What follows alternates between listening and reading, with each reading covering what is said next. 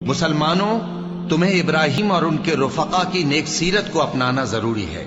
جب انہوں نے اپنی قوم کے لوگوں سے کہا کہ ہم تم سے اور ان بتوں سے جن کو تم اللہ کے سوا پوجتے ہو بے تعلق ہیں، ہم تمہارے معبودوں کے کبھی قائل نہیں ہو سکتے، اور جب تک تم ایک اللہ پر ایمان نہ لاؤ ہم میں تم میں ہمیشہ کھلم کھلا عداوت اور دشمنی رہے گی۔ ہاں، ابراہیم نے اپنے باپ سے یہ ضرور کہا تھا کہ میں آپ کے لیے مغفرت مانگوں گا اور میں اللہ کے سامنے آپ کے بارے میں کسی چیز کا کچھ اختیار نہیں رکھتا۔ اے ہمارے پروردگار، تجھی پر ہمارا بھروسہ ہے اور تیری ہی طرف ہم رجوع کرتے ہیں اور تیرے ہی حضور میں ہمیں لوٹ کر آنا ہے۔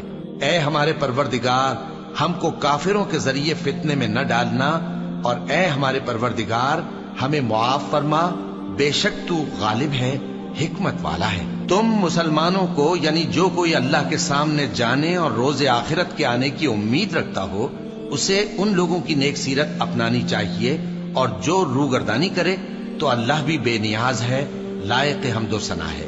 عجب نہیں کہ اللہ تم میں اور ان لوگوں میں جن سے تم دشمنی رکھتے ہو دوستی پیدا کر دے، اور اللہ قادر ہے اور اللہ بخشنے والا ہے، مہربان ہے۔ جن لوگوں نے تم سے دین کے بارے میں جنگ نہیں کی اور نہ تم کو تمہارے گھروں سے نکالا، ان کے ساتھ بھلائی اور انصاف کا سلوک کرنے سے اللہ تم کو منع نہیں کرتا۔ اللہ تو انصاف کرنے والوں کو دوست رکھتا ہے۔ اللہ انہی لوگوں کے ساتھ تم کو دوستی کرنے سے منع کرتا ہے جنہوں نے تم سے دین کے بارے میں لڑائی کی اور تم کو تمہارے گھروں سے نکالا اور تمہارے نکالنے میں اوروں کی مدد کی۔